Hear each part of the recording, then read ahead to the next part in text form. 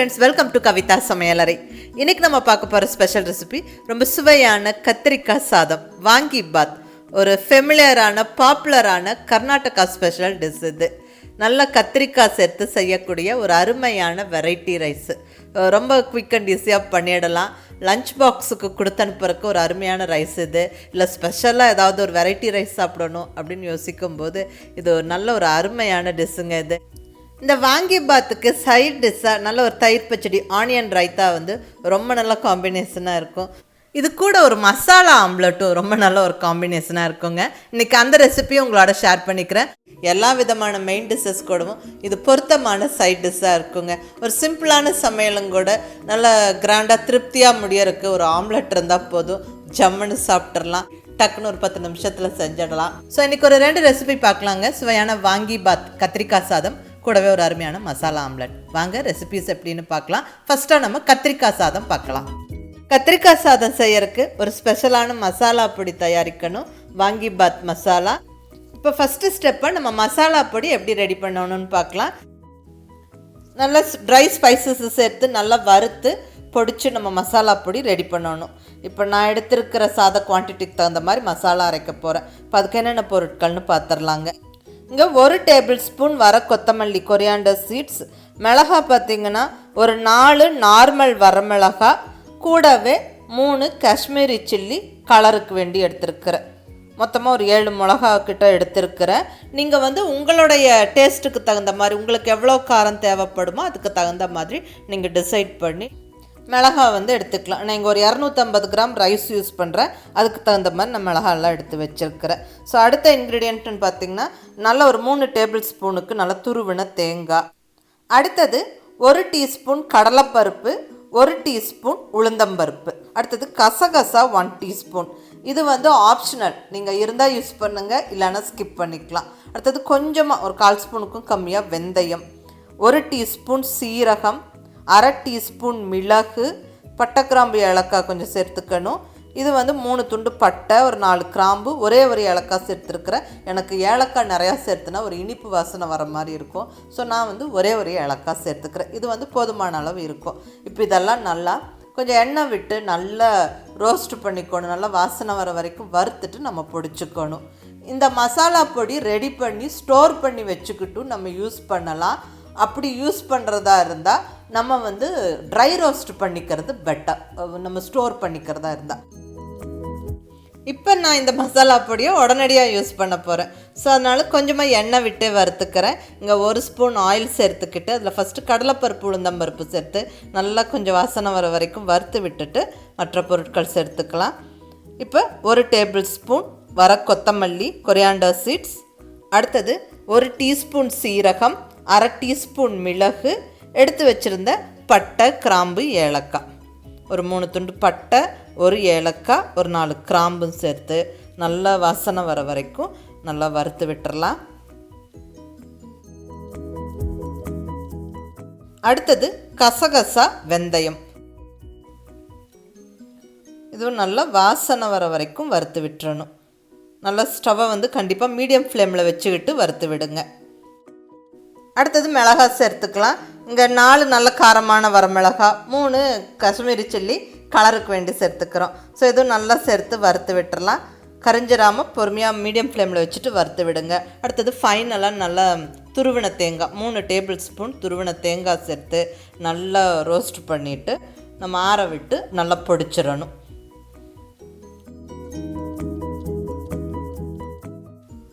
இப்போ வறுத்த மசாலா பொடியெல்லாம் நல்லா ஆறுனதுக்கப்புறம் மிக்ஸி ஜாரில் சேர்த்து விட்டு நல்லா ட்ரையாக பொடிச்சுக்கணும். தண்ணி விட வேண்டாம், பொடியாக செஞ்சு எடுத்துக்கோங்க.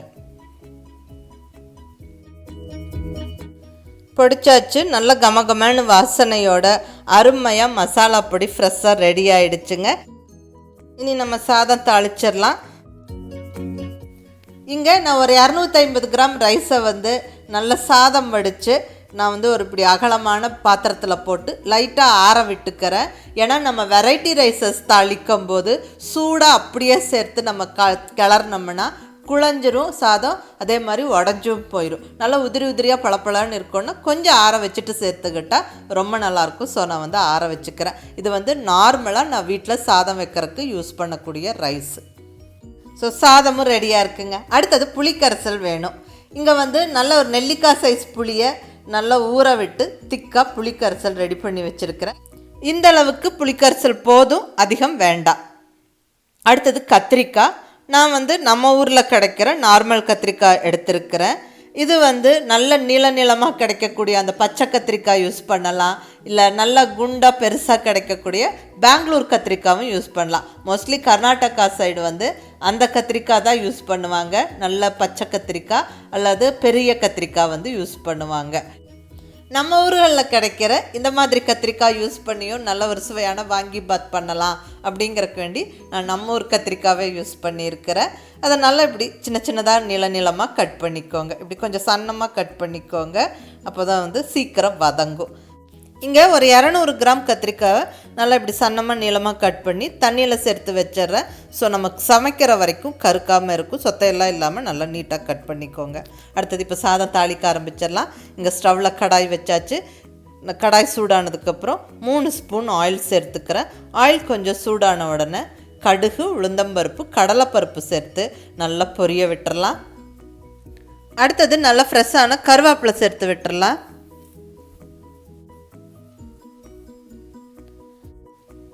இப்போ 1 டேபிள் ஸ்பூன் அளவுக்கு வறுத்த நிலக்கடலை ரோஸ்டட் பீனட்ஸ் எடுத்துக்கிறேன். இது நல்லா இந்த ஆயிலில் ஃப்ரை ஆகும்போது ரொம்ப நல்லாயிருக்கும். அடுத்தது கூடவே நல்ல ஒரு 10-15 முந்திரி பருப்பு சேர்த்துக்கலாம். இதெல்லாம் இந்த சாதத்தோடு சேரும்போது நல்லா ஒரு க்ரன்ச்சியாக சூப்பராக இருக்குங்க. ஸோ மிஸ் பண்ணாமல் சேர்த்துக்கோங்க.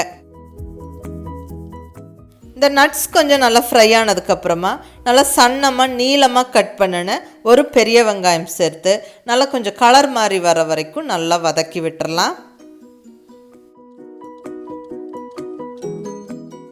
வெங்காயம் நல்லா ஓரளவுக்கு வதங்கிருச்சு. இப்போ நம்ம கட் பண்ணி ரெடியாக வச்சுருக்கிற பிரிஞ்சால் சேர்த்துக்கலாம். நல்லா கத்திரிக்காய்களை சேர்த்து விட்டுறலாம். கூடவே கொஞ்சமாக உப்பு, ஒரு 1/2 ஸ்பூன் உப்பு, கொஞ்சம் மஞ்சள் பொடியும் சேர்த்து விட்டு நல்லா வதக்கி விட்டுறலாம். இந்த ஆயிலே நல்லா ஃப்ரை ஆகி கத்திரிக்காய் வந்து வதங்கிடணும். சீக்கிரமாக கத்திரிக்காய் வதங்கி வெந்துடும். அது நம்ம நல்லா சன்னமாக கட் பண்ணி போட்டிருக்கோம். ஸோ சீக்கிரமாக வெந்துடும். நம்ம ஸ்டவ்வை வந்து கொஞ்சம் மீடியம் ஃப்ளேமில் வச்சுக்கிட்டு வதக்கி விடுங்க. ரொம்ப போட்டு கிளறிட்டே இருக்க வேண்டாம், அப்பப்போ கிளறி விடுங்க. பாருங்கள், கத்திரிக்காய் ஆல்மோஸ்ட் நல்லா வதங்கிடுச்சு.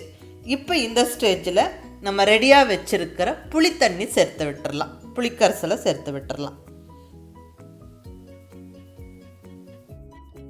அது நல்லா குயிக்காக அப்சார்ப் ஆயிரும். இந்த கத்திரிக்காயோட கொஞ்சம் புளிப்பு சேர்ந்தால் தான் ரொம்ப நல்ல சுவையாக இருக்கும். ஸோ நல்லா புளித்தண்ணி சேர்த்து விட்டு கிளறி விட்டுருங்க. இப்போ நம்ம ரெடியாக வச்சுருக்கிற வாங்கி பாத் மசாலா பொடியை சேர்த்து விட்டுடலாம். நம்ம ரெடி பண்ணி வச்ச மசாலா பொடியை சேர்த்து விட்டுட்டு கூடவே கொஞ்சமாக பொடிச்ச வெல்லம் சேர்த்துக்கிறேன், ஜாகரி சேர்த்துக்கிறேன். இது கர்நாடகா ஸ்பெஷல் ரெசிபி. மோஸ்ட்லி அங்கே எல்லா ரெசிபீஸ்லேயும் கொஞ்சமாக ஜாகரி சேர்த்துவாங்க. ஸோ இதுக்கு வந்து இந்த வாங்கி பாத்துக்கு இது நல்ல ஒரு டேஸ்ட்டு கொடுக்கும். ஸோ கொஞ்சமாக வெல்லம் சேர்த்தாச்சு. அடுத்தது இப்போ நம்ம ரெடியாக வடித்து உதிரியாக வச்சுருக்கிற சாதத்தை போட்டு கிளறிட வேண்டியது தான். ஸ்டவ்வை மீடியம் ஃப்ளேமில் வச்சுக்கிட்டு நல்லா பொறுமையாக கிளறி விடுங்க. ஈவனாக எல்லா சைடும் அந்த மசாலா படுற மாதிரி கிளறி விடுங்க. அவ்வளோதாங்க, சுவையான வாங்கி பாத் ஜம்முன்னு ரெடி ஆயிடுச்சு. பட் இப்போ கொஞ்சம் ஃபைனல் டச்சுக்கு வேண்டி நல்ல ஒரு ஸ்பூன் நெய் சேர்த்துக்கிட்டால் ரொம்பவுமே சுவையாக இருக்கும். நீங்கள் இதுவும் ட்ரை பண்ணி பாருங்கள். இப்போ நல்ல ஒரு ஸ்பூன் நெய்யை சேர்த்து கிளறி விட்டுறேன். ரொம்ப ஃப்ளேவர்ஃபுல்லான ரைஸ் ரெடி ஆயிருச்சு. அவ்வளோதாங்க, ரொம்ப நல்ல வாசனையான சுவையான கத்திரிக்காய் சாதம் வாங்கி பாத் பிரிஞ்சால் ரைஸ் ஜம்முன்னு ரெடி ஆயிருச்சு. ரொம்ப ஒரு அருமையான டிஷ் இது. ரொம்ப குயிக் அண்ட் ஈஸியாக பண்ணிடலாம். நல்லா அந்த மசாலா பொடி வாசனையோட அந்த க்ரன்ச்சியான நட்ஸும் கத்திரிக்காய் எல்லாம் சேர்ந்து செம்ம டேஸ்ட்டாக இருக்குங்க. மிஸ் பண்ணாமல் தயிர் பச்சடியோட நல்ல ஒரு ஆனியன் ரைத்தாவோட இந்த வாங்கி பாத்தை டேஸ்ட் பண்ணி பாருங்கள். ரொம்ப ரொம்ப நல்லாயிருக்கும். கூடவே மசாலா ஆம்லெட்டும் ரொம்ப நல்ல காம்பினேஷனாக இருக்கும். இது என்னோடய சஜஷனாக சொல்கிறேன். அதை நீங்கள் ட்ரை பண்ணி பாருங்கள். ரொம்ப ஒரு சிம்பிளான ஈஸியான எக் ரெசிபி, ஈஸியாக செஞ்சிடலாம். வாங்க இப்போ மசாலா ஆம்லெட் எப்படி பண்ணுறதுன்னு பார்க்கலாம். இப்போ இங்கே இந்த மசாலா ஆம்லெட் செய்கிறதுக்கு தேவையான பொருட்கள் எடுத்து வச்சுருக்கிறேன். அது என்னென்னு பார்த்துடலாங்க. இங்கே 3 முட்டை எடுத்துருக்கிறேன். இந்த 3 முட்டைக்கு தேவையான மற்ற பொருட்கள் எல்லாம் எடுத்து வச்சுருக்கிறேன். அதாவது பொடியாக நறுக்குன்னு பெரிய வெங்காயம் ஒரு 3 டேபிள் ஸ்பூன் அளவுக்கு எடுத்துருக்கிறேன். பொடியாக நறுக்குன தக்காளி ஒரு 2 டேபிள் ஸ்பூன், அதாவது ஒரு மீடியம் சைஸ் தக்காளி பாதியாக வந்து கட் பண்ணி வச்சுருக்கிறேன். சின்ன சின்ன பீசஸாக இந்த வெங்காயம் தக்காளி எல்லாம் கட் பண்ணிக்கணும். ஒரு பச்சை மிளகா பொடியாக நறுக்கி வச்சாச்சு. கூடவே ஒரு 2 டேபிள் ஸ்பூன் அளவுக்கு பொடியாக நறுக்குன கொத்தமல்லி இலை. அடுத்தது மசாலா பொடியெல்லாம் என்னென்னு பார்த்துடலாங்க. ஃபஸ்ட்டு உப்பு, தேவையான அளவு உப்பு எடுத்துருக்கிறேன். கூடவே 2 சிட்டிகை மஞ்சள் பொடி, 1/2 டீஸ்பூன் மிளகாய் பொடி, காரமான மிளகாய் பொடி, 1/2 teaspoon garam masala, 1/2 teaspoon pepper powder. உங்களுடைய டேஸ்ட்டுக்கு தகுந்த மாதிரி மிளகாய் பொடியெல்லாம் அதிகமாகவோ கம்மியாகவோ சேர்த்துக்கோங்க. இப்போ இங்கே ஒரு மிக்சிங் பவுலில் 3 முட்டை உடச்சி ஊற்றிடலாம்.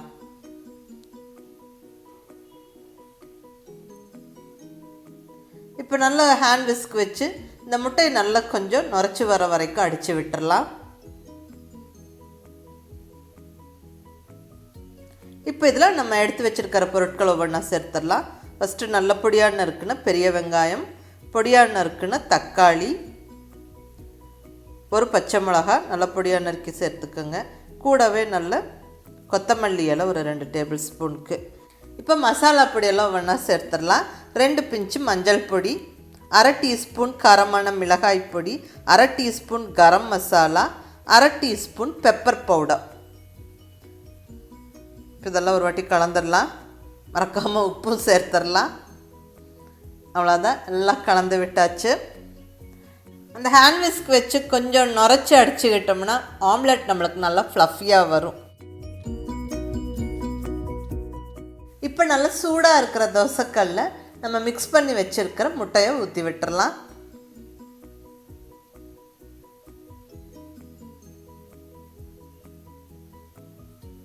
நல்லா இப்படி ஸ்ப்ரெட் பண்ணி விட்டு கொஞ்சம் பொறுமையாக வேக விட்டு திருப்பி போடணும். ஸ்டவ்வை மீடியம் ஃப்ளேமில் வச்சுக்கோங்க. நல்லா கொஞ்சம் சுற்றிலும் எண்ணெய் விட்டுட்டு திருப்பி போட்டுக்கலாம்.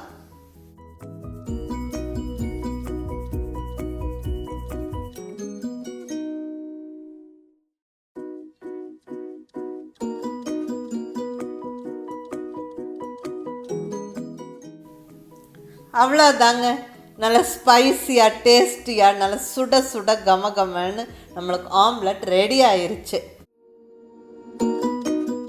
ஸோ மிஸ் பண்ணாமல் இந்த 2 ரெசிபியும் நீங்கள் ட்ரை பண்ணி பாருங்கள். அருமையான வாங்கி பாத் கத்திரிக்காய் சாதம் கூடவே ஒரு மசாலா ஆம்லெட் ரொம்ப நல்லாயிருக்கும். ட்ரை பண்ணி பார்த்துட்டு உங்கள் ஃபீட்பேக் சொல்லுங்கள். பிடிச்சிருந்தால் லைக் பண்ணி ஷேர் பண்ணி கமெண்ட் பண்ணுங்கள். கவிதா சமையலறை சப்ஸ்கிரைப் பண்ணி என்னுடைய மற்ற ரெசிபிஸும் வீடியோஸும் பாருங்கள். தேங்க்யூ.